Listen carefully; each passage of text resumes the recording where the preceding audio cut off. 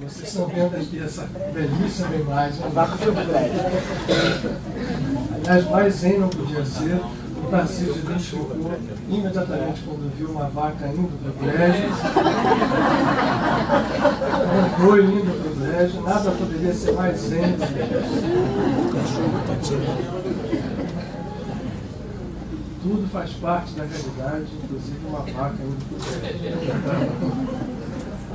Quando a gente começa a falar, na verdade, quem acompanha a gente na casa há alguns anos, e a gente já está aqui na Casa de Padre Pio desde 97, já viu a gente tocar no assunto zen, né? Algumas vezes, seja lá na Gávea, eu acho que já alguma vez, não com esses recursos, né, que a gente agora tem. Mas eu sou você ficou mostrando o livro, né? Pois é, você não, mas o fato é que eu acho que, com toda certeza, a percepção e a forma de abordagem que o Zen faz da realidade é algo que foi um dos fundamentos do surgimento da Casa de Padre Pio. Isso não... A palavra está posta ali, eu escrevi a palavra antes de começar a falar qualquer coisa, porque nós vamos voltar a ela todo o tempo, porque se existe uma contradição essencial, contraditória por si mesma, quanto à sua contradição, é que o Zen é um paradoxo permanente. Esse paradoxo impulsiona todo o processo. Então, falar sobre Zen já é um próprio paradoxo. Mas, ao mesmo tempo, temos que fazê-lo. E ele foi um dos fundamentos de formar a Casa de Padre Pio, sendo isso mesmo um paradoxo. Porque, como a gente vai procurar ver hoje, aqui, nesse tempinho que a gente tem para conversar, todo o fundamento do Zen é abrir mão de estruturas e de meios que podem ser sempre traiçoeiros, porque podem ser confundidos com os fins, mas nós não podemos prescindir deles. Então, esse aparente círculo que fica dando volta sobre si mesmo é a grande beleza e o grande desafio da abordagem que o Zen budismo nos traz. Então, já que a gente vai ter que falar, eu acho que é importante que a gente situe um pouquinho o que seja o Zen, porque a gente hoje ficou comum essa palavra usada no nosso vocabulário, uma pessoa Zen, né? Quer dizer, aquele cara é Zen, aquela história é Zen. Nos transmite imediatamente uma ideia de alguém muito calmo, né? Extremamente contemplativo, que encara as situações de uma forma equânime. E não tem essa definição, apesar de eu estar repetindo que definir é algo que criogeniza os mestres Zen, é uma definição que é bastante válida, porque a percepção budista da vida, e principalmente daquilo que se denominou, passou a se chamar o Zen, ou a escola, ou o modo Zen de fazer ou de viver o budismo, nos fala e nos faz viver absolutamente isso que é cultura. E situar o Zen é importante, porque a gente ouve falar, a gente percebe que ele tem uma ligação muito forte, hoje aparece muito no Ocidente, o Zen que vem do Japão, as escolas japonesas do Zen, mas a gente perde um pouco, e eu gosto sempre de usar esse tipo de abordagem aqui na casa, a visão de conjunto, que eu acho que é fundamental para que a gente entenda a proposta do Zen. E a ideia hoje aqui é que a gente saia, a ideia de sempre, a gente muitas vezes não consegue, é que a gente não saia aqui munido de conhecimentos, até porque seria a gente contradizer o Zen no seu princípio, né? Não interessa aqui que as pessoas saiam daqui conhecendo o que seja o Zen budismo. Eu acho que seria, a gente atinge o objetivo, ou pelo menos aponta para ele, se nós sairmos daqui instigados a buscar experimentar aquilo que o Zen budismo propõe. E a Casa de Padre Pio, eu digo, ela surgiu com uma percepção de fundamento, porque, para quem não sabe, até 1995 eu estava vinculado completamente ao Lar de Frei Luís, lugar que eu admiro extremamente, continuo vinculado, vou a alguns trabalhos ainda hoje lá, tenho amizade com todas as pessoas que compõem, mas naquele exato momento ficou muito claro, a minha percepção da época, que uma instituição, quando vai ganhando forças, quando vai ganhando estrutura, ela pode ganhar vida própria.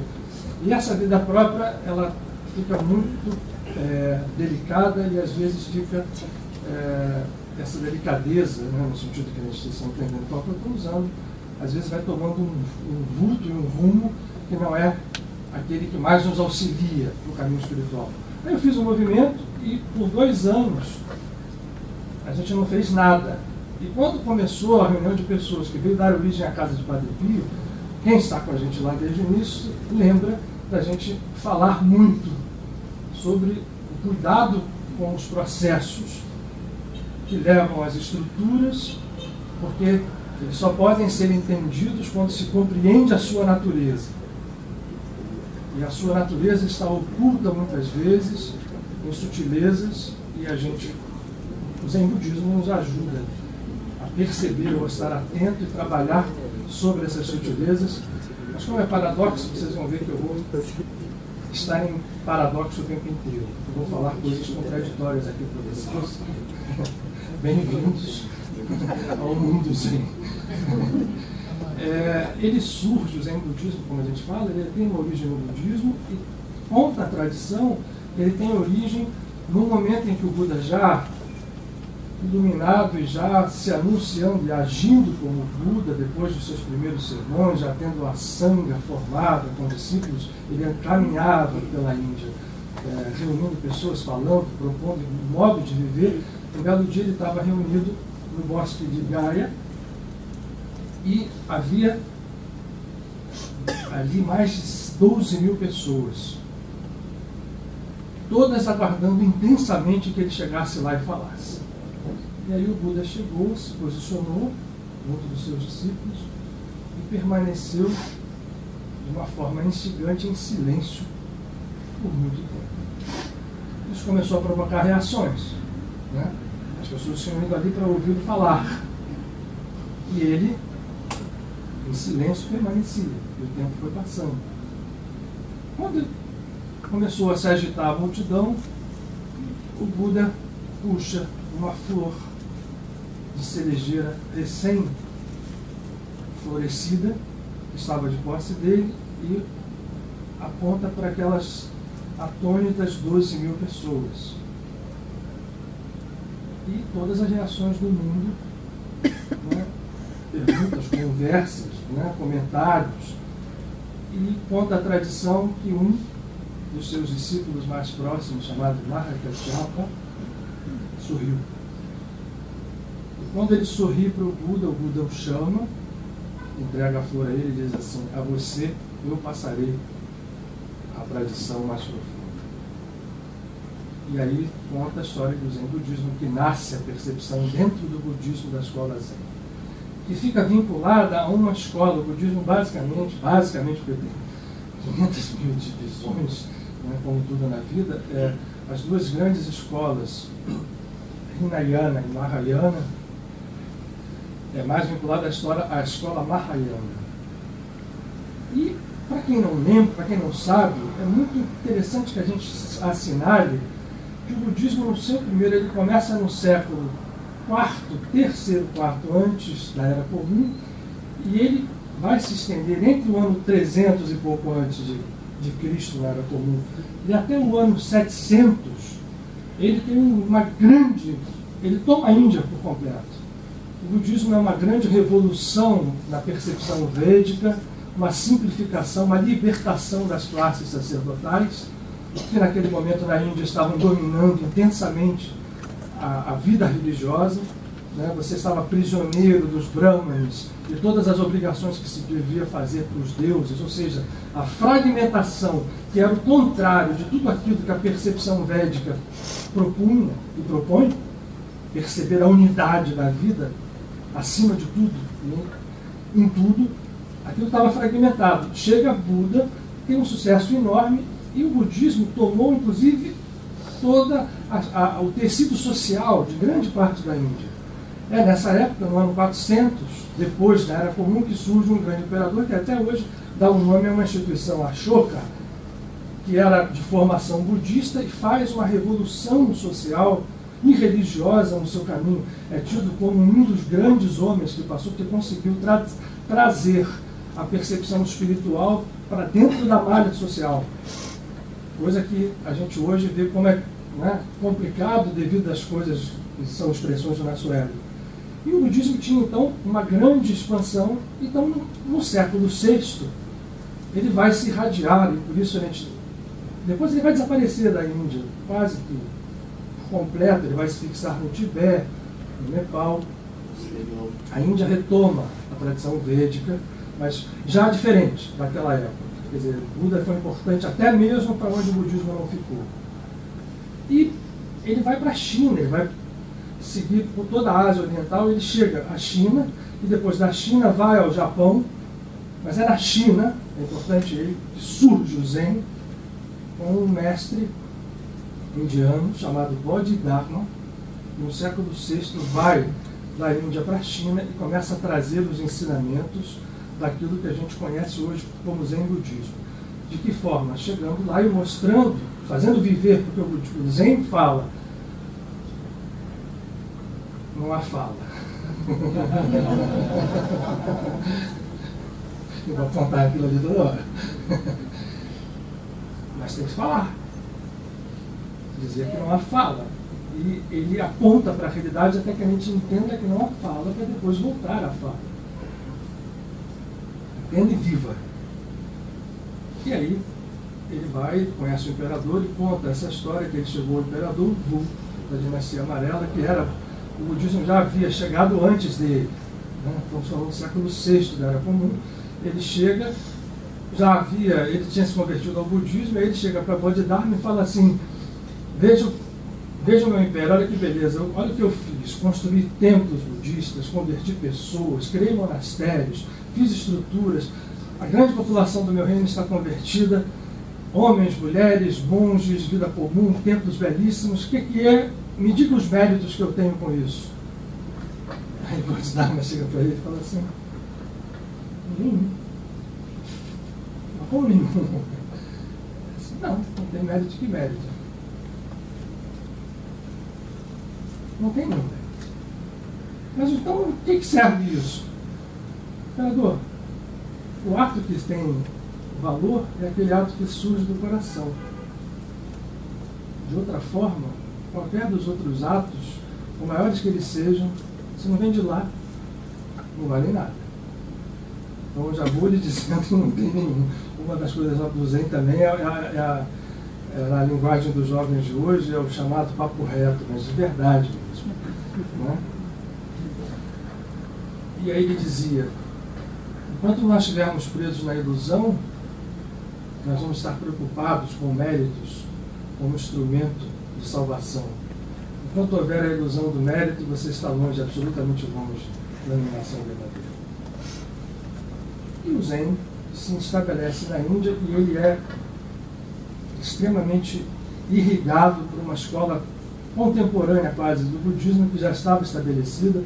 E aí da onde surge a visão do Zen, poucos sabem disso, o taoísmo, com a sua percepção extremamente natural da vida, irriga o Zen, faz surgir o Zen na sua potencialidade, na sua florescência absoluta, no seu auge, que ele atinge na China e vai depois se irradiar nas escolas, tanto coreanas quanto japonesas.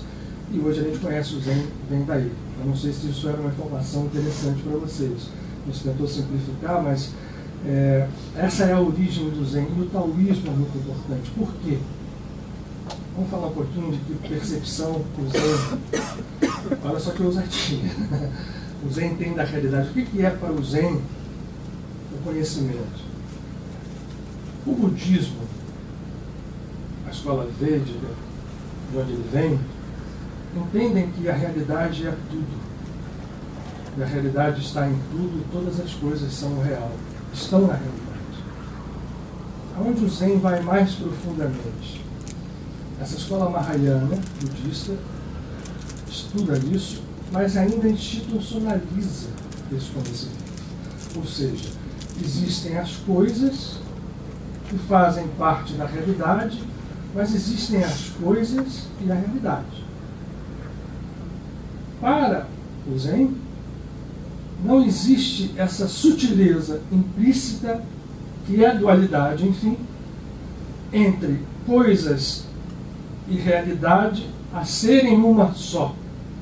Para a visão Zen, não há e não haverá em nenhum momento esta separação.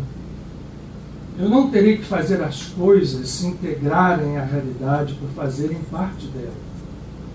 Este movimento de fazer com que tudo seja realidade, se unifique à realidade, para o Zen já é ilusão também. Então o Zen é radical ao dizer, e mais do que dizer, fazer disto um modo de conhecimento. Não existe nada fora da realidade. E há um dito Zen que tenta expressar isso. Tudo está em tudo, a realidade é tudo. E 1/10 de polegada de preferência ou diferença já criou a ilusão e, portanto, céus e terra estão separados a partir daí. Para o Zen, então, não há coisas que fazem parte da realidade a serem unificadas à realidade. Estas coisas são a realidade também. E nessas coisas está tudo.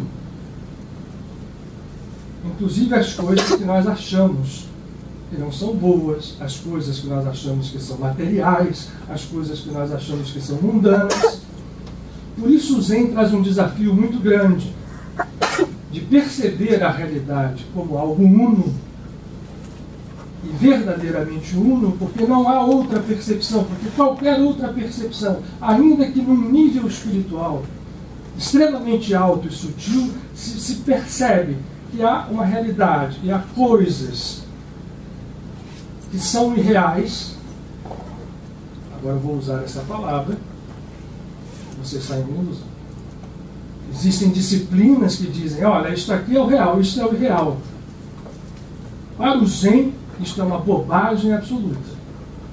Ainda que ele, o verdadeiro Zen, a pessoa Zen, eu vou usar Zen budista para que a gente fique com essa, que a gente localize.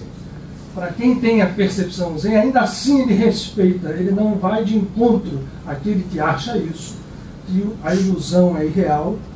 Ele vai perceber o todo, e por perceber o todo, ele é absolutamente incapaz de chegar e dizer, olha, você é uma bobagem absoluta porque você acha que existem coisas irreais e existe uma realidade. Então eu preciso fazer uma coisa se incluir na outra.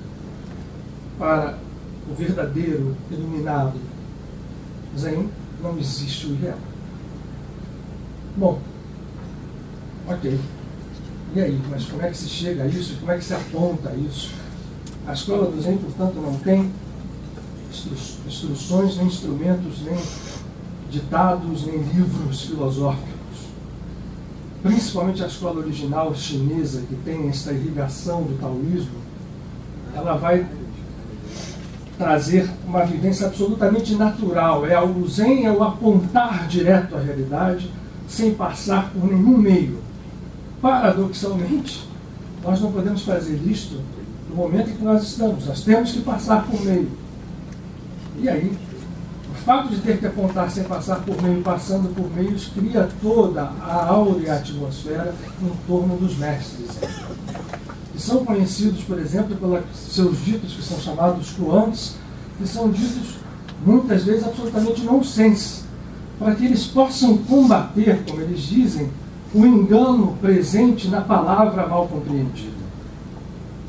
O Kuan Zen, às vezes, diz uma coisa, por exemplo, o mestre chegou para o outro, uma pessoa vai e consulta o mestre, mestre, eu queria saber o que eu estou fazendo para me iluminar.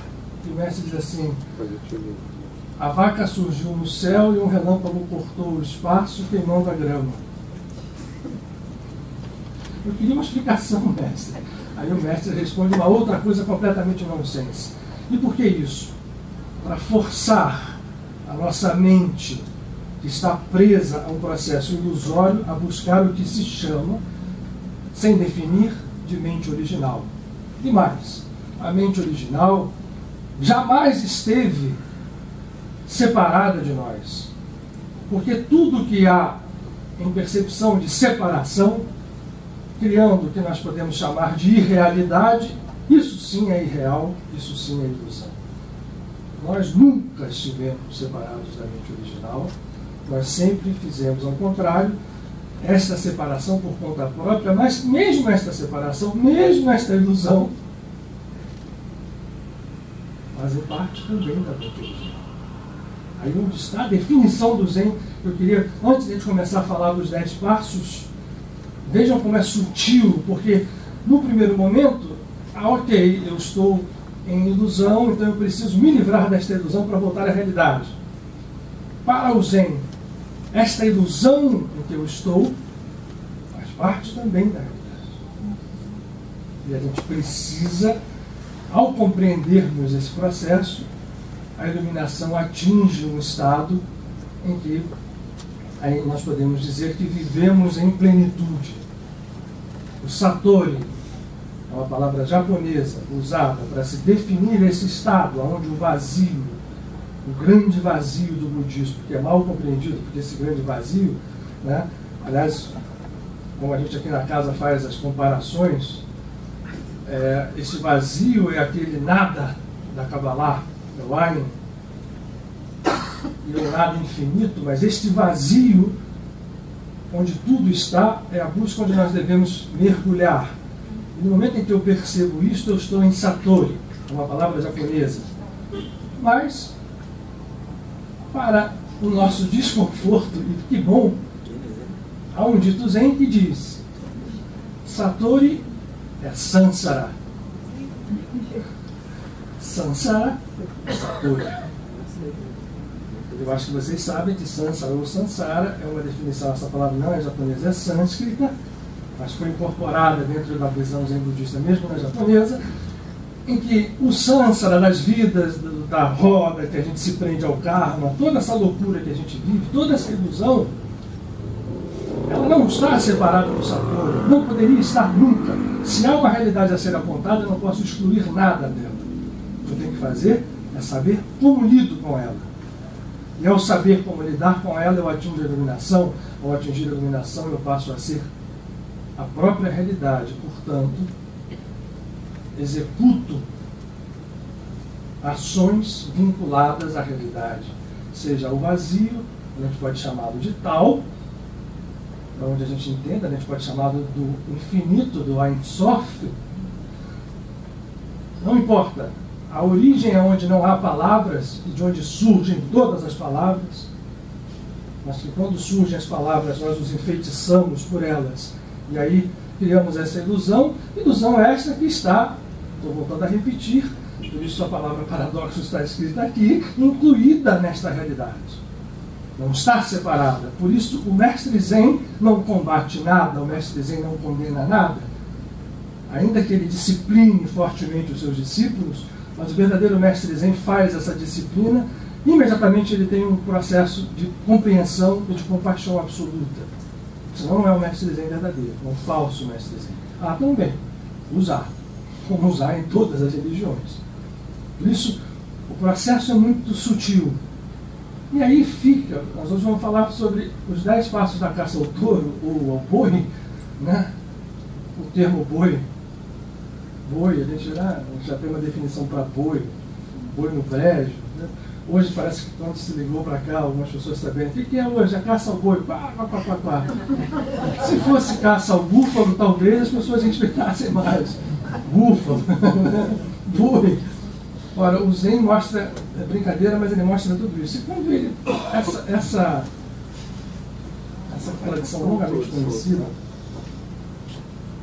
é extremamente interessante, porque não é que ela resuma o Zen, porque não é um resumo, é possível de resumir, mas ela mostra caminhos para que a gente possa seguir, mais do que um conjunto de conhecimentos ou entendimento. E aí, ao mesmo tempo, aponta para mostrar o que ela fala desde o primeiro momento, que todas as tradições têm um elo comum. Em todas elas nós vamos encontrar nesses elos pontos de união categóricos, que mostram quanta bobagem. O Otton leu aqui um texto sobre isso, sobre a árvore, o tronco. Quanta bobagem a gente faz quando a gente, nesta fragmentação das coisas, vai fragmentando, vai dividindo, e essa divisão fica nos enfeitiçando, e nós ficamos enfeitiçados pela divisão, pela fragmentação, até o dia que a gente resolve voltar. E quando a gente resolve voltar, cada um de nós estará num estágio, sempre dentro da realidade, ainda que vivendo na ilusão, a ilusão faz parte da realidade, sempre dentro dela, porque não há nada fora dela. Aí nós podemos olhar, qualquer tradição espiritual vai falar a mesma coisa. Então, o que o Zen traduz como os 10 passos da caça ao touro ou ao boi, são 10 passos. É interessante que se a gente baixar aqui na árvore da vida, vocês vão encontrar 10 pirotes. Se você pegar lá no Tao Te Ching, você vai ver que do Tao veio 1, do 1 veio 2 e do 2 vieram as 10 mil coisas. O número 10 é um número que está intrinsecamente ligado a esta percepção ilusória da vida, e ao mesmo tempo, por estar ligado a ela, ela como está na vida, a gente já está começando a ver, nos traz paradoxalmente a libertação. E esses 10 passos nada mais são do que a expressão disso de uma forma zen, extremamente simples, mas eu acho que são significativas e são interessantes para cada um de nós que quer buscar a espiritualidade, seja por que escola for. A Rosa me deu uma mão, me dando um texto, que eu vou lê-lo literalmente, tá? Para assinalar. Por que é escolhido o touro? Ele podia ter escolhido o búfalo, não, mas ele poderia escolher, sei lá, o tigre, a ovelha, ou o que seja, qualquer outro animal. Escolhe-se o touro porque no nosso inconsciente coletivo, nesta vida ilusória, né? Todas as tradições falam dela, na vida ilusória a gente está aprendendo que ela tem realidade, ainda que essa realidade esteja invada de ilusão, porque a ilusão e a realidade são a mesma coisa. Eu vou insistir nisso, vou bater em vocês com isso, porque isso tem que desafiar o nosso conhecimento comum. Vamos deixar passar. Essa percepção é comum, nosso inconsciente coletivo é comum, nós somos um ser só. No livro do Gênesis, quando se abre o livro, depois do primeiro capítulo, onde a criação se dá, onde o homem é criado macho e fêmea, unido, e a separação começa no segundo capítulo, mudando inclusive o nome de Deus, né? De Elohim passa a ser Adonai. Quando Adonai determina que surjam as figuras de Adão e Eva, e se diz a ele que não podem comer a árvore do conhecimento do bem e do mal, é uma figura extremamente forte. Por que eu não posso comer? Ora, tudo que Deus deveria querer, se a gente entende, né, no nosso entendimento parcial da divindade, é que Deus quisesse que nós comêssemos esta árvore para conhecer bem o que seja o bem e o que seja o mal. É ou não é? Mas de uma forma paradoxal está escrito nas nossas Bíblias que a proibição era comer esse fruto. E aí? Milhares de explicações são dadas em relação a isso, mas o fato é, conhecer bem o mal é conhecer coisas como opostas, é conhecer coisas como separadas. Na realidade ou na mente original não há isso. Diz o Zen e dizem todas as tradições. Portanto, nós somos, o nosso grande inconsciente coletivo é o criador dessa história toda. E os símbolos surgem nas diversas tradições. O touro é um deles. E a Rosa me deu um texto interessantíssimo, que eu vou ler para vocês porque é pequeno, que fala exatamente dessa história. Por que o touro aparece no Zen? Ele aparece no Zen porque ele aparece em 500 mil outros lugares, porque ele simboliza uma força primordial. E é. Olha só o texto legal. Obrigado, Rosa. Vocês foram bem escolhidos. Vale a pena que a gente leia. Touro 02. Eu não só sei o que é o Touro 02. Ah, tá. É Zen. É uma coisa Zen. Touro 02. Touro 02. Está tudo certo. Nos mitos da humanidade, o animal touro possui várias representações de extrema riqueza. Olha que legal como ela recolheu aqui de uma forma bastante interessante. O touro evoca a ideia de irresistível força e arrebatamento.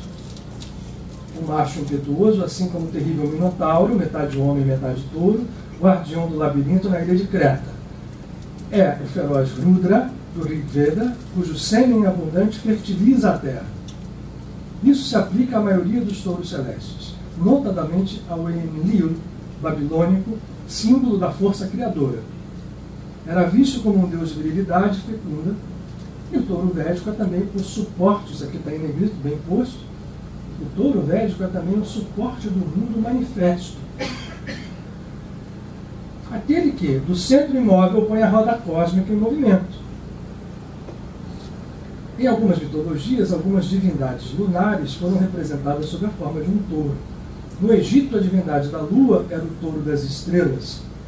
Osíris, no Egito, e Sim, na Mesopotâmia, deuses lunares, foram representados também em forma de touro. O culto de Mitra, que tem uma ligação mais próxima com o cristianismo do que nós podemos imaginar, deus solar, Mitra era um deus solar, de origem iraniana, comportava o sacrifício de um touro. Primeiro, ser criado pelo Deus, que mandara Mitra como um grande emissário, um avatar. Mitra degolou e do seu sangue nasceram os vegetais e os animais. Há neste ato o símbolo da alternância cíclica da morte e da ressurreição, assim como da unidade permanente do princípio da vida. Você retirou isso do dicionário de símbolos de Jean Chevalier. O touro é, portanto, um animal primordial e também possui um sentido mais elevado, uma forma de vida espiritual e imortal. Ora, vamos começar a olhar os 10 passos, que é, né, o título do nosso encontro de hoje. E aí, assim, como isso aqui numa novela não tem capítulos e não é sequência, a gente não precisa ir do primeiro ao 10º, assim, viu o segundo e o terceiro. A gente pode saltar do primeiro ao 10º, porque, na verdade, quando a gente entende o primeiro, o 10º já fica implícito, porque está se dizendo a mesma coisa em todos os passos. E aí, essa aqui é a figura original, isso aqui o Zen deu origem a uma arte. Os Huikai chineses, né? Os desenhos japoneses. O Zen ele é prático em excesso, porque do Zen deriva a arte guerreira. Ficou na moda nos anos 80, 90, um livro chamado O Arqueiro Zen. Aí depois teve tudo Zen, né? Motociclista Zen, motorista Zen. Mas o conceito é de unificação. E isso dá origem às artes marciais, tanto chinesas quanto japonesas. O Aikido, que foi a revivescência das artes marciais na década de 40, é uma percepção de um estado zen, de apontar direto à realidade. A partir daí, você se torna um ser, ainda que no corpo frágil, você se torna um ser invencível. O Zen não busca isso, mas quando você atinge esse estado de iluminação, você passa a ser esse ser. Vejam como é sutil também o processo. Eu não estou buscando me tornar um anjo, um ser angélico, um ser iluminado, ou ligado a Deus, ou estando com a energia divina. O que ele vai fazendo é afunilar o teu estado de dualidade. Sair do conhecimento do bem e do mal para uma unidade absoluta. Nós vamos ver ao longo de 10 passos como esta unidade está sempre presente, mas como ela está sempre não sendo percebida, porque nós tendemos quase sempre a cair na dualidade, de formas cada vez mais sutis. É só por isso que estão postos aqui 10 passos, porque poderia estar um só. Esse desenho mostra o seguinte. O primeiro passo é: alguém resolveu fazer a caçada ao boi perdido. Se perdeu o boi. O boi está perdido e deve ser caçado. Só que o texto original diz assim: mas o boi jamais se perdeu. Ele nunca esteve perdido. O boi está ali. Ele não está visto nem por nós, nem por ninguém, porque a nossa vida, antes, esse passo aqui, quando a pessoa resolve buscar a espiritualidade, seja por onde for. Ele está perdido e ele fica caçando, olhando o boi, mas o boi está ali. Então, por isso que eu digo, o primeiro e o último são a mesma coisa, o primeiro e o nono. Mas nesse momento ele não tem noção absoluta de que ele acha que perdeu o boi, então, portanto, ele perdeu o boi. Só que o boi... Como o Zen tem aquela coisa também muito engraçada, a gente pensar na visão do boi, o boi não está perdido. Quem está perdido é o cara. Porque o boi foi para onde ele quis. É isso. Então, E aí depois a gente vai ver o seguinte. Ótima observação. Ótima observação. Nós vamos caminhar até o encontro de que nem o boi nem o cara estavam perdidos. No fundo, mas essa ilusão compõe uma realidade que faz parte da mente original. Então não se despreza isso. Aí conta a história de que à noite, quando passa a noite, ele começa a ouvir as cigarras cantando na floresta. Ele só vê floresta, ele só vê mata, ele não vê nada do boi. O boi está aí, mas ele não vê. Ele começa a despertar pelo canto das cigarras. Ao perceber que as cigarras cantam, e vão cantar sempre, independente de qualquer movimento, de qualquer angústia, de qualquer processo que ele esteja vivendo. E é isso que a gente tem que buscar. Aí ele começa a direcionar a sua busca e sair atrás do boi. Né? Ele saiu atrás do boi aqui. Eu quero fazer só uma observação, que algo que a gente, para falar um pouco de Zen, tem um livro escrito por um jesuíta que foi ao monastério Zen e passou lá alguns anos meditando. Ele escreveu um livro, William Johnston, chamado Christian Zen, o Zen cristão. Eu acho que esse cara não entendeu o Zen ainda, porque na hora que ele falou o Zen cristão, ele não entendeu. Mas aí a gente olhando o Zen lá no paradoxo, mas não tem problema, o Zen pode ser cristão, pode ser qualquer coisa. Ou seja, vejam como as voltas paradoxais são interessantes nesse processo. Ele ficou lá meditando e quando ele ficava na posição de lótus, dava uma dor horrível na perna dele. E aí ele chegou para o mestre, foi lá falar com o mestre, e disse: como é que você está indo? Eu estou indo, mas eu estou meditando, eu queria saber como é que faz, porque essa posição, dor na perna. Não, vamos fazer uma coisa, me conta aí como é que você está meditando. Bom, eu sento com a posição que me dá dor na perna, e aí me ponho na presença de Deus, e fico ali silenciando os meus pensamentos, respirando, vou deixando os pensamentos passarem, vou ficando na presença de Deus. Muito bem, muito bem. Devia ser um japonês, aquele jeito assim. Então me diga. Você está na presença de Deus, você se sente envolvido, completamente mergulhado na presença de Deus? Me sinto, claro. Eu me sinto completamente envolvido, envelopado por Deus.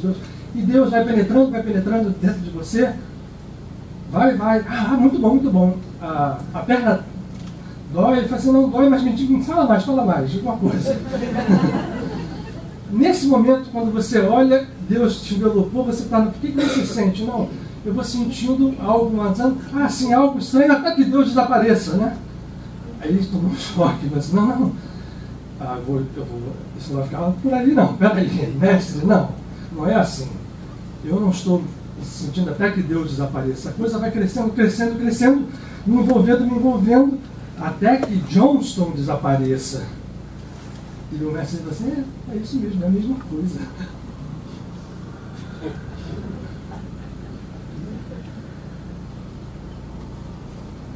Vocês entenderam? Tem mais sutileza aí. Seguinte, para o Zen, a gente, quando tem a história de Deus separado de nós, vejam como nos toca, como tocou a ele. Peraí, estou ofendendo a Deus. Mas no momento em que eu percebo que Deus não pode jamais ser ofendido, porque a natureza divina está em nós, senão Ele não nos pediria que perdoássemos incondicionalmente tudo, que tivéssemos compaixão absoluta pelas coisas, como é que Deus pode se ofender? É um paradoxo absoluto. Esta percepção de Deus como tudo, ele chegou assim: não, desaparece o Johnston. Eu assim, não, onde tinha provocado ele, dizendo: desapareceu Deus? Eu disse: não, desapareceu o Johnston. É isso mesmo, é a mesma coisa. Porque vocês dois são um. Tem uma história de Suzuki, o mestre japonês Zen moderno. Eu já contei essa história aqui umas 50 vezes, mas conto agora de novo, antes da gente passar para o segundo passo. E ele dizia, nas suas palestras, tudo parece que não há ninguém, não há mais nada, só há outro. Enfim, temos que entender a unidade, e as pessoas ouvindo. Aí um dia falou assim: mas vem cá, Suzuki, está tudo certo, o que você falou, mas e a preocupação com o outro? E o outro? Pelo que eu estou vendo aqui, isso é uma grande idolatria da sua parte. Você só fala de unidade, você está esquecendo do outro. Aí o Suzuki olha assim para a plateia, e com absoluta vivência daquilo que está dizendo, Porque outra das coisas do Zen é que não é o conhecimento, mas o conhecimento que se traduz em absoluta vivência. Ele diz assim, outro? Eu não estou enxergando nenhum outro aqui. Isso é muito sutil, porque alguém que não enxerga um outro, porque em tudo ele está enxergando tudo, este ser está no momento dessa caminhada. Vamos lá no segundo.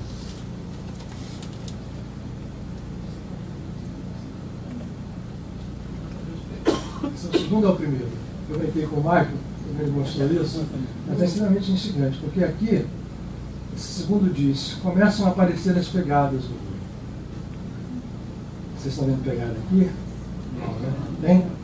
Vamos imaginar que seja, só um bom treino aí. Tem as pegadas aqui, o cara estava olhando para cima, já olhou para baixo, e os comentários do texto são os seguintes.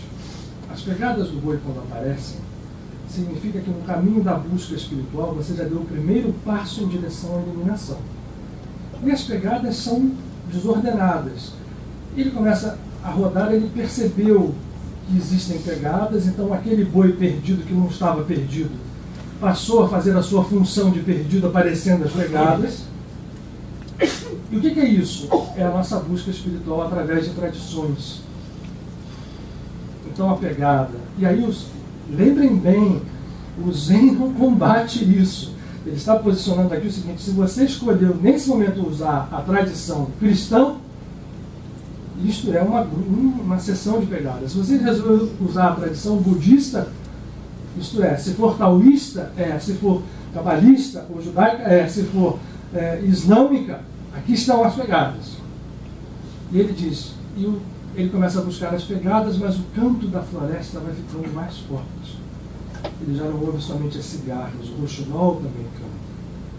Porque nada poderia ser capaz de esconder o boi. O nariz do boi não é coberto, por que vocês estão vendo ali, ó, lá no alto, na montanha, você está vendo um cavalo? Ou pode ser o boi escondido, porque ali diz o seguinte, aquele ponto preto é o nariz que nem a mais alta montanha esconde. O boi nunca esteve oculto, ainda que as pegadas são, nós estamos buscando, elas estão ali, mas esse boi estava com o narigão lá no alto e nunca esteve escondido. Apesar naquele instante ele apenas está olhando as pegadas. Para quem não viu, eu estou dizendo que o nariz do boi é esse troço aqui. Esse desenho é um desenho do século XII, XIII, mas é interessante porque quando ele fala de pegadas, tem várias traduções desse desenho, vários, se vocês olharem na internet, tem 500 desenhos semelhantes, mas esse é um original muito interessante, porque ele diz, a floresta começou a dar espaço às pegadas, mas o boi estava ali, não há nada capaz de esconder esse nariz pontudo, apontando para cima. Vamos ao terceiro.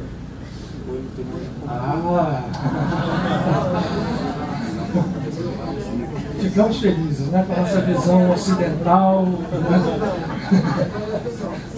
Extremamente racional. Tem alguma coisa parecida com o boi? Ainda que a gente possa usar aquele sofismo interessante grego, né? Vocês conhecem um que dois sábios caminhavam e aí viram um grande rebanho na montanha no alto, e um virou para o outro e falou assim, um era estoico e o outro era epicurista. Aí vira o epicurista e fala assim, nós vimos ali, tem um grande rebanho de ovelhas, todas elas não tosquiadas.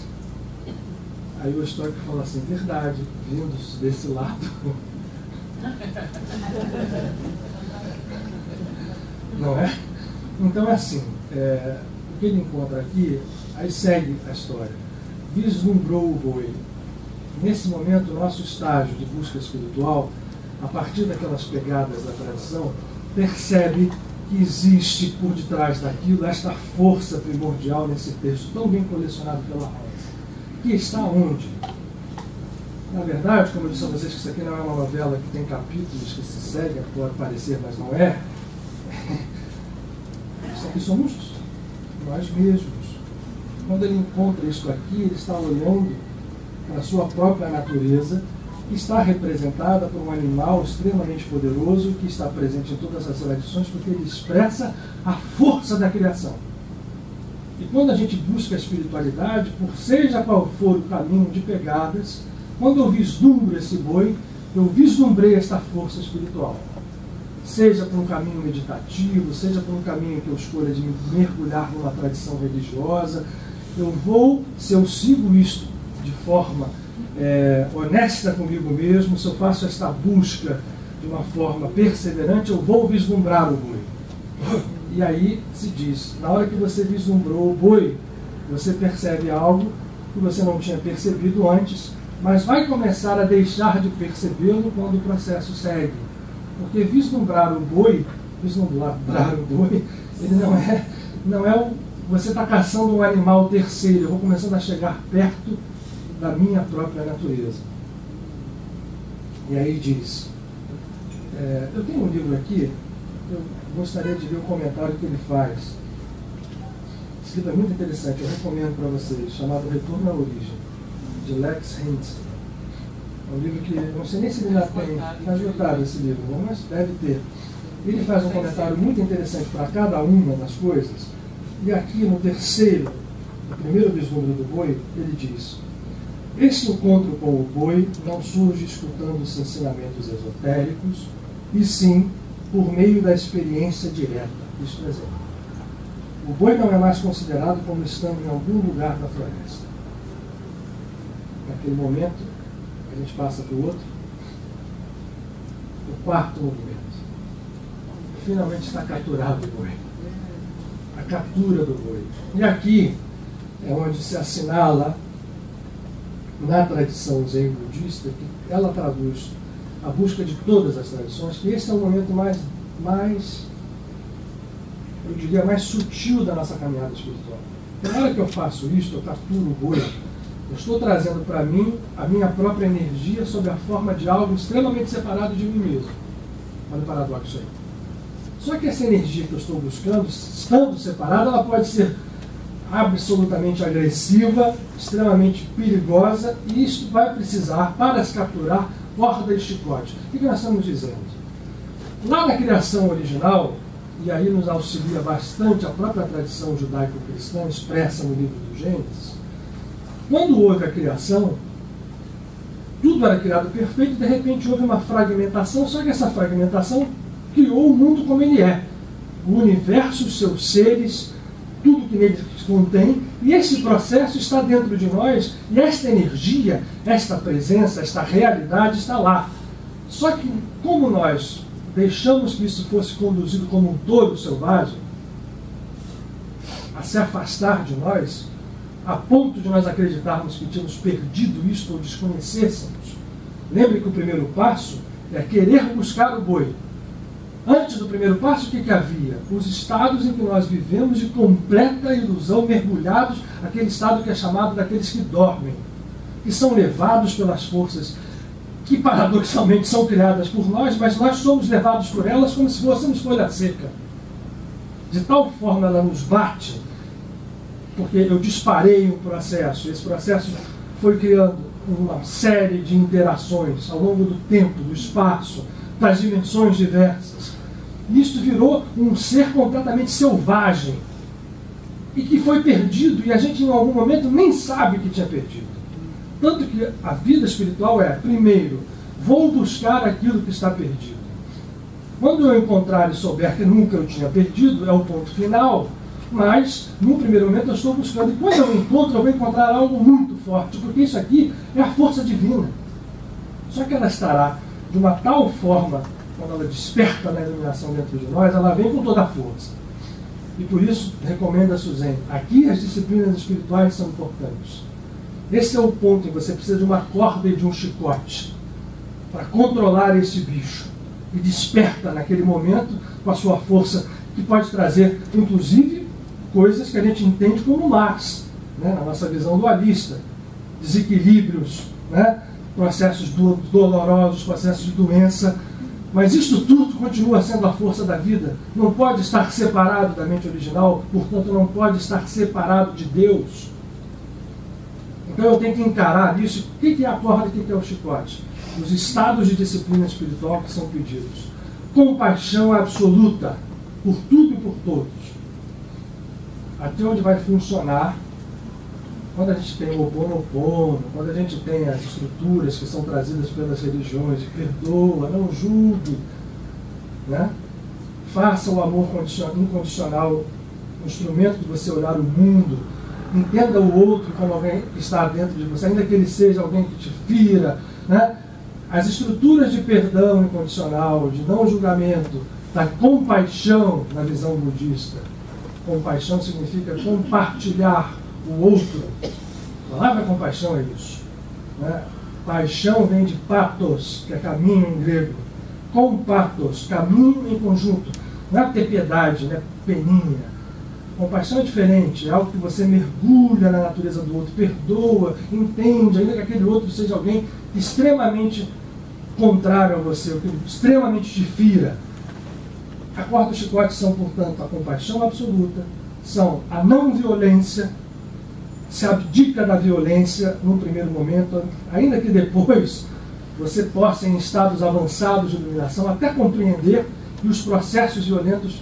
Aí vou me referir, por exemplo, ao Bhagavad Gita, quando se propõe uma batalha.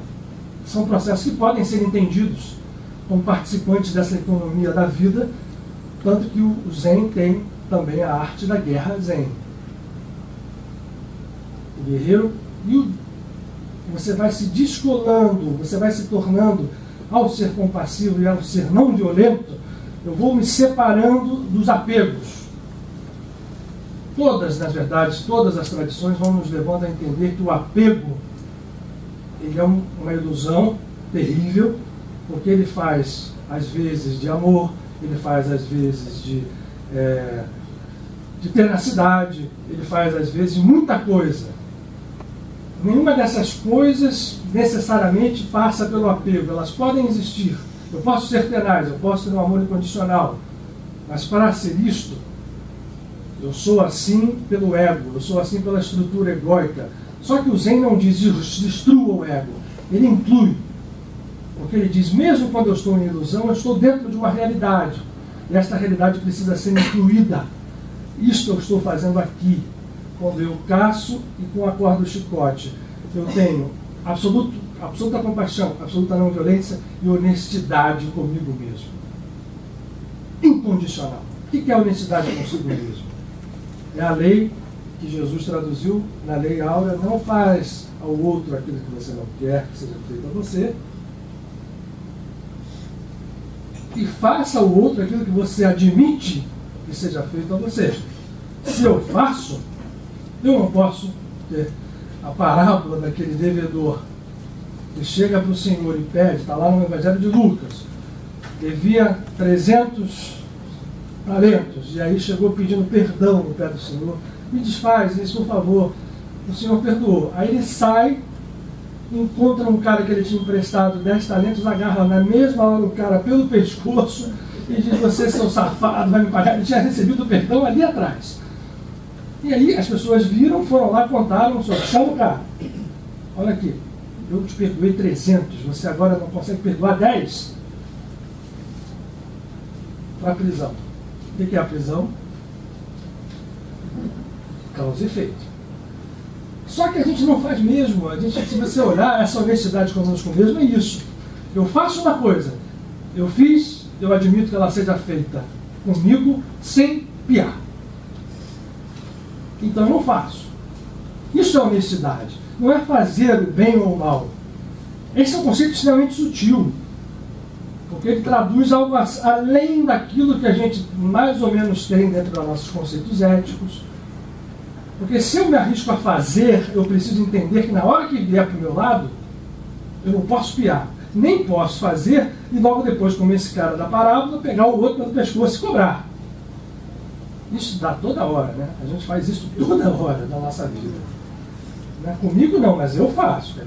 Quer dizer, não pode pegar o meu, mas eu posso pegar o teu. É tão natural isso, isso é a corda e o chicote. Faço o outro. Quando a gente faz esse processo disciplinar acontecer, então a gente mantém compaixão absoluta, a gente mantém não violência absoluta e mantém honestidade conosco mesmo, absoluta. boi vai ficar mansinho. E isto é que esse passo está exatamente no meio, ele é o quinto passo.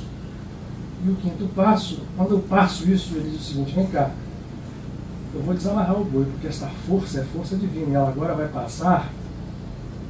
Aqui está incluído tudo, hein? Está incluída a força sexual, tudo aquilo que os nossos preconceitos traduzem de uma forma extremamente deturpada antes da gente começar as buscas. E ao longo do tempo, quando a gente está com aquela corda amarrada ali, é preciso que a gente entenda tudo isso, porque não se pode negar nada.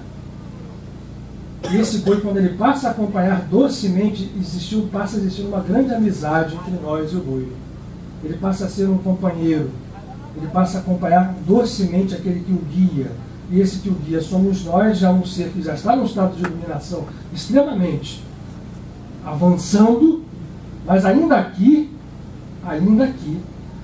seja algo bem diferente daquele primeiro momento em que ele não via o boi, apesar do boi ter estado sempre ali invisível, aqui ainda existe dualidade. Porque eu estou ainda vendo o boi como algo que agora já é dócil, é uma força que obedece a mim. Eu não preciso mais de corda e chicote, eu traduzo o meu comando sobre ele com voz e com palavras extremamente suaves e sem precisar delas. Ele me seguirá aonde eu for, ao ponto que eu começo a fazer a volta para casa. A volta para casa é uma tradição que está em todas as religiões. Na tradição hebraica cristã é o teshuvá, é o retornar a quê? A origem, a mente original. Esse livro tem esse nome por causa disso. Todos os mestres espirituais, todos, sem exceção, os seus meios próprios falam isso. E aí ele vai voltar para casa. Como? Vida lá, mais um. Montado no boi. E aqui a gente não pode deixar de falar de um outro grande mito da humanidade. No bom sentido. Hércules ou Heracles, ao conquistar e domesticar o touro branco da ilha de Creta, que deu origem, inclusive, ao Minotauro. Vejam como é que se liga essa história, porque o touro branco era um animal angélico, puro, era aquela força primordial. E Hércules, ele foi mandado lá para poder domesticar esse touro. Ele domestica e ele atravessa o Egeu montado nesse touro e o leva de volta para casa. Olha só, né? Nossa, lá no Japão, e a gente está falando de alguma coisa que surgiu na mitologia grega. É tudo a mesma coisa. Essa volta para casa, ele vai tocando uma flautinha, ele já está ouvindo as cigarras, o boi está alegre, nada de corda, nada de chicote, ele vai montado no boi. Ele domina por completo aquele boi, é tão dócil a ele, é tão unido a ele, que ele vai em cima a pelo. Não precisa de cabresto, não precisa nada, ele está tocando a flauta, que é um símbolo belíssimo do som primordial, criador. Há vários tocadores de flauta divinos, entre ele Bhagavan Krishna, que soa a sua flauta, né? Soava a sua flauta em Vrindavan, e as gopis, né? E ele era um pastor de bois também. Krishna não era um pastor de ovelhas, era um pastor de bois. E com a sua flauta ele levava todo o rebanho, acompanhado pelas gopis, né? Principalmente Irada, a sua amada primordial.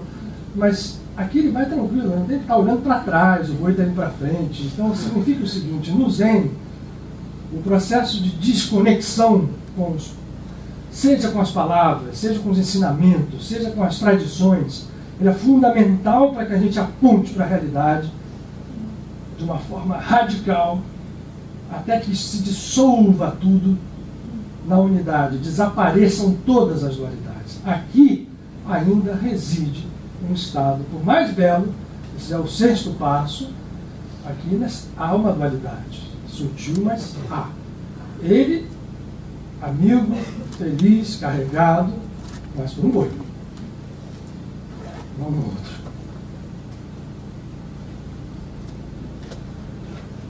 Ele chega à sua casa, ele completa a montanha. Esse quadro se chama O Homem Solitário, e o desaparecimento do boi. Naquele momento, aquela energia primordial está completamente incorporada a ele, de tal modo que aquele boi que lá no início ele não via, ele agora não vê. Só que é uma leve diferença entre esses dois não ver. Aqui ele não vê, mas o boi e ele são completamente unificados. Não é isso? Eu vou ler aqui a parte do livro onde meti muito dedo na lente, Cláudia. Eu sei, mas agora...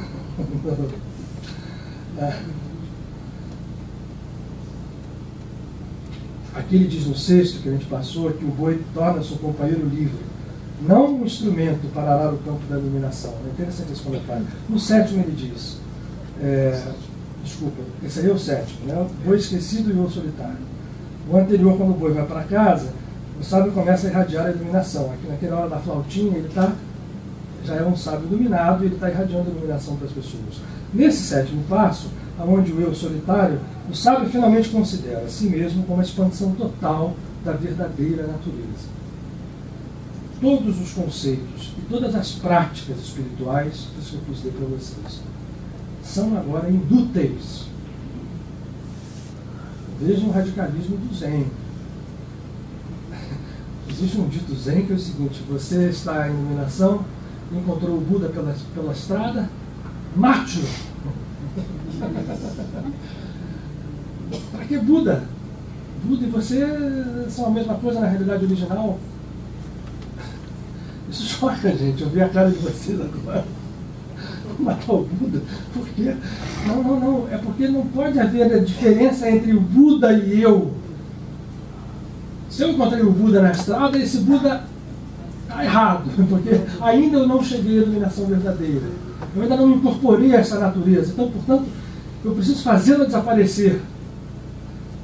Ela vai ficar um sujeito egoísta absurdamente, né? Porque tudo está acabando, e esse eu solitário, todas as práticas espirituais são agora inúteis, e o modo contemplativo tornou-se indistinguível da vida cotidiana.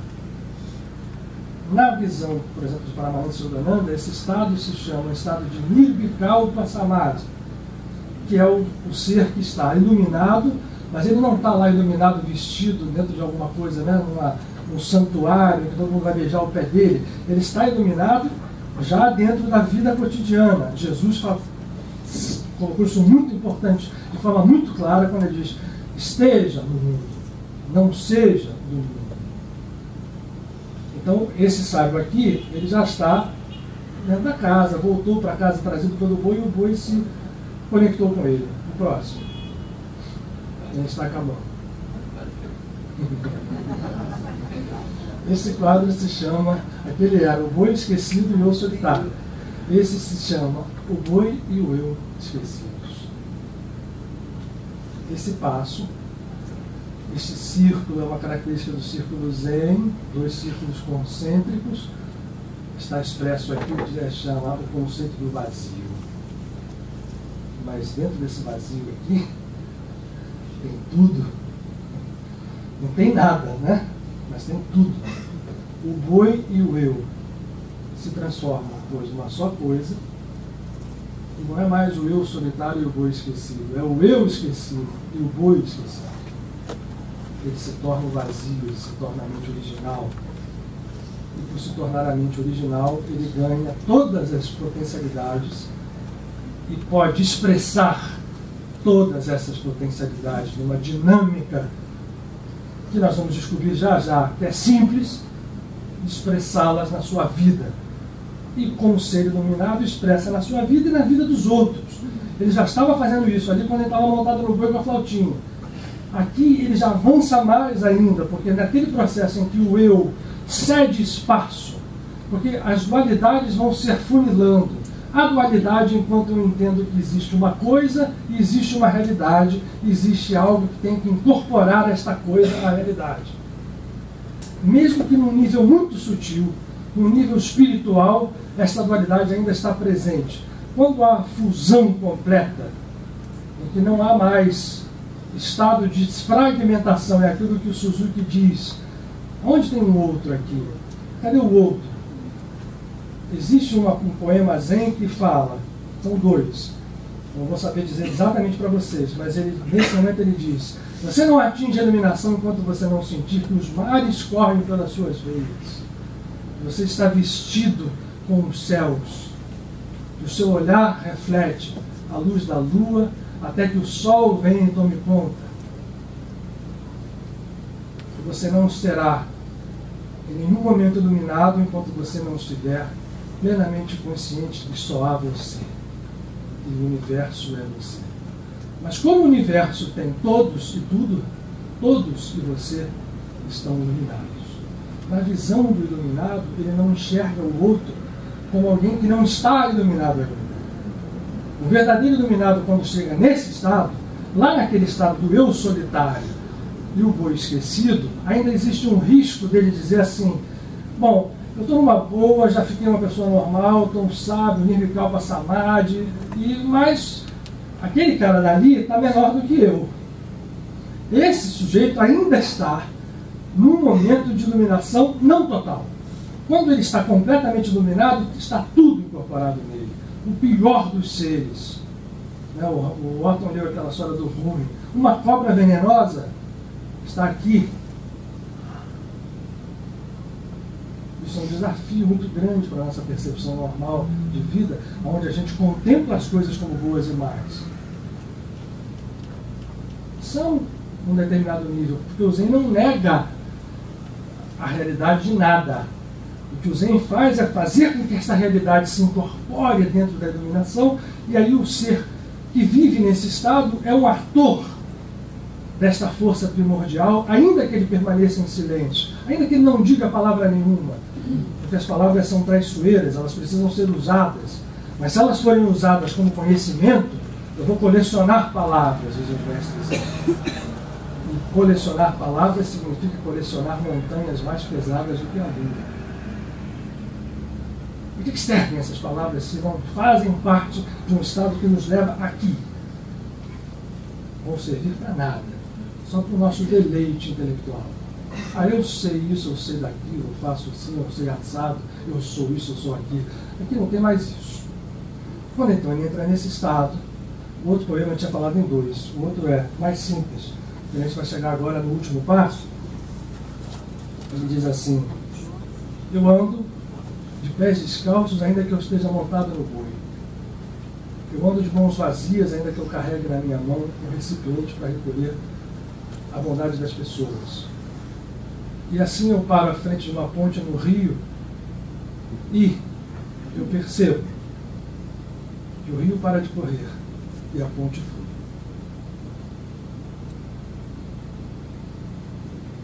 Um outro.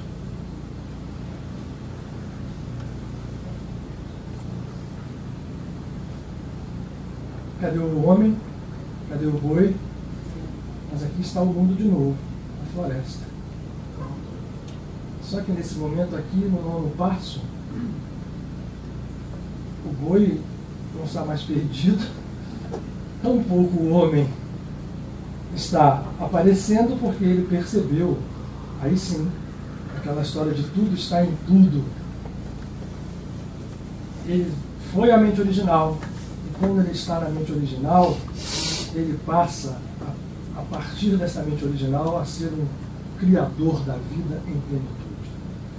Esse desenho é um desenho antigo, existem uns desenhos mais modernos que fazem o traço zen, e aqui está até na capa desse livro. Ondas. É como a dizer assim, ele sai do ponto criador original e passa a criar. Aquilo que se chama erradamente de Maya ou de força ilusória, essas ondas criadoras são a própria vida, a se mostrarem tudo aquilo que é criado. Seja o nosso universo físico, sejam as pessoas, sejam as outras dimensões. Mas o ser iluminado, ele vai na origem para passar depois a se expressar em tudo. Ele efetivamente é um criador de tudo. Ele percebe a dimensão criadora, e aquela história do Gênesis, da imagem e da semelhança, que nós somos o Criador, passa a ter verdade expressiva.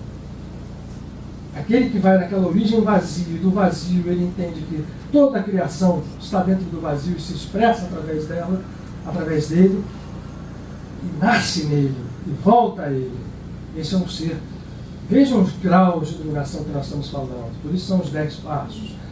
Aqui ele passa a ser um criador. E aqui ele diz, vocês vão ver no último passo, que tanta tem no último passo, né? Mostra lá, o 10.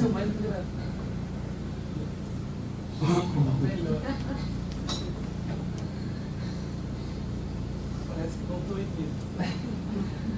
No último passo, ele que tinha percebido do vazio a grandeza de todo o universo e participa dessa grandeza como criador ativo, mente original em função, ele volta à aldeia na forma deste camponês, absolutamente, né? A origem do Buda barrigudo, sorridente, está aqui. Ele volta, se transforma num homem comum e agora um ser completamente desligado de tudo, que vai para a aldeia carregando a sua iluminação. E ele traz na sua mão um cântaro de vinho, que significa o seguinte: aonde ele vai, ele converte as pessoas com a sua presença, os peixeiros, os fazendeiros e tudo, mas ele é um homem simples, que anda como se fosse uma criança, cantando, falando e carregando um cântaro de vinho. Esse vinho é um exemplo de transformação do mundo, que o vinho pode ser extremamente ruim e embriagante, quando visto dentro daquele contexto que nós estamos falando o tempo inteiro em que nós vivemos, e pode ser o vinho tântrico, tanto que é usado por todas as tradições. Vejam o paradoxo que está dentro da simbologia do vinho. Algo que te embebeda, mas ao mesmo tempo é algo que pode ser um néctar celestial. Esse néctar esse homem traz. E ele anda pela vida absolutamente despretensioso, se transforma num ser comum, mas ele não é esse ser comum somente. Mas ele é esse ser comum. Essa é a última coisa que eu quero dizer para vocês. Para o taoísta, portanto, e para o zen budista, o corpo de um ser mais desprezível é reflexo da realidade, ainda que ele não saiba. Quando a pessoa sabe, tudo fica dentro dele como expressão dessa fonte infinita. Então, o corpo de um ser dessa natureza tem uma aparência completamente comum, mas ele pode conseguir com o seu próprio corpo coisas impossíveis. É por isso que os grandes mestres de tradições marciais, por exemplo, fazem coisas humanamente impossíveis, mas com o seu corpo. Eles não fazem com o espírito, com a percepção. Fazem com o espírito também, mas o corpo não está dissociado. Percebam a diferença. Aquele primeiro homem que estava buscando era alguém que estava procurando encontrar, lá no primeiro passo, a sua própria origem. Ele precisou correr atrás do boi, trazê-lo, dominá-lo, amigá-lo, fundir-se a ele, desfazer isto tudo, entrar na potencialidade da origem infinita, voltar à criação plena e depois se transformar no mesmo homem, com o corpo, porque o corpo é divino também, trazendo vinho às suas mãos, um bastão, e tudo que chega perto dele, nesse estado, se converte. Conversão no sentido interno. Não é alguém que vai pregar uma religião, ele vai não falar de nada. Deixa eu ler aqui. No 10º passo, que é interessante, termina aqui a nossa iluminação. O 10º passo diz o seguinte. Vamos para o 9º primeiro. O 9º diz uma coisa interessante aqui. A consciência sem forma está voltando a ter formas. Por isso as ondas, né? Por isso aquelas formas da floresta que vocês viram no slide anterior. No entanto, perder a sua natureza informe ou perfeitamente unitária não acontece, porque ele na verdade não perde. O vazio, né? Volta 2 segundos, vai. O 8º. Isso aqui tem tudo lá dentro. É o vazio, só que é um vazio que está longe de ser vazio. 8º. Esse 8º, novo. A consciência sem forma está voltando a ter formas. Aqui ela já ganhou as formas. Apareceu a floresta, apareceu tudo. Só que isso aqui, esse homenzinho aqui, é o mesmo. Com seu corpo físico. Se ele estiver encarnado aqui, é com seu corpo físico. Se estiver no outro plano, é no outro plano. Mas nada está divorciado deste processo. Ele volta a ter forma, sem, no entanto, perder a sua natureza informe. Ele não perde aquela natureza anterior, ou perfeitamente unitária. A iluminação, aí é uma coisa bem zen, se eu quero para vocês. A iluminação é simplesmente o lago azul e a montanha verde. Aí tem o 10º. A entrada no mercado com mãos bondosas é o 10º passo. O ser jovial, que manifesta a iluminação em sua plenitude, não segue nenhum caminho. Ele carrega uma botelha de vinho, símbolo do êxtase tântrico, que faz o vinho do mundo humano, ilusório, deixar de ser veneno, transformando em néctar. Então,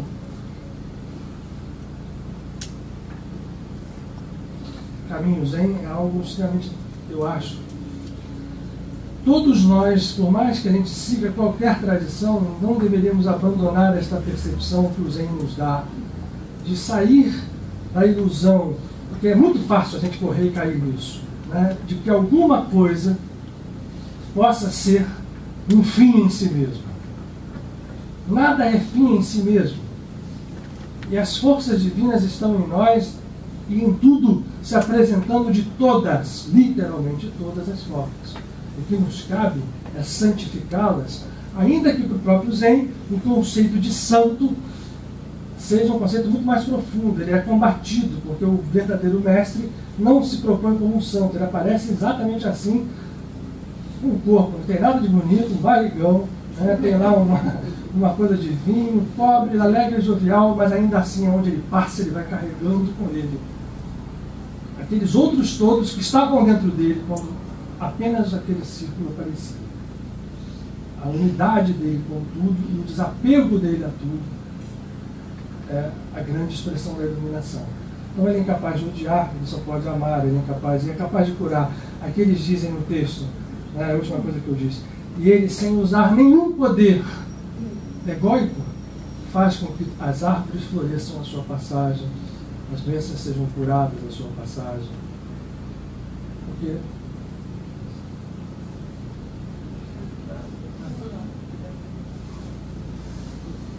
gente, é muito difícil falar sobre isso, a gente chegou no final.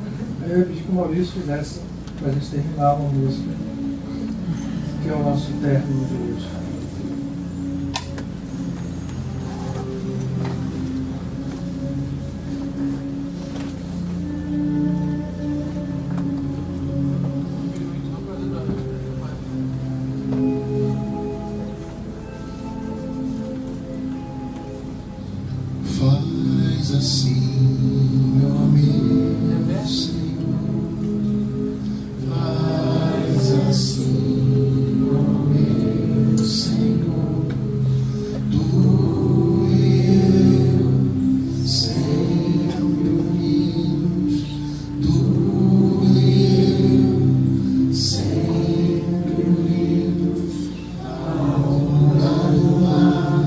Desfaz-se o ar, a ombra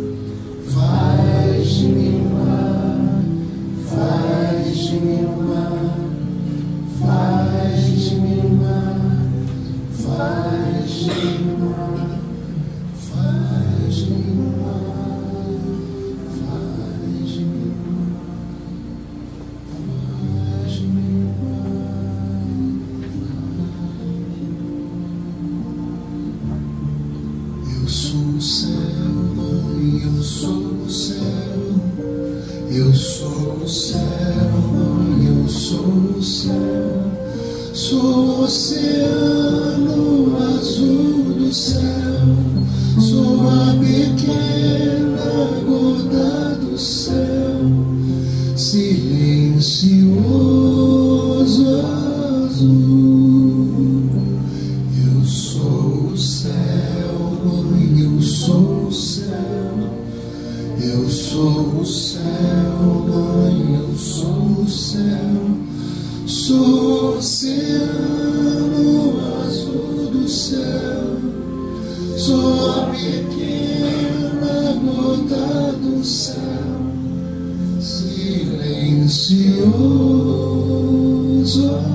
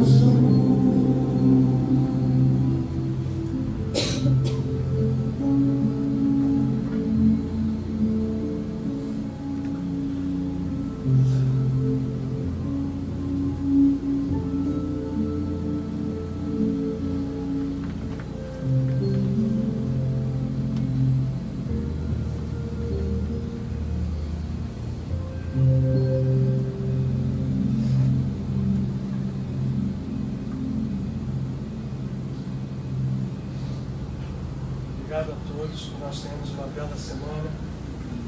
Não desistamos do caminho. Obrigado, Maurício.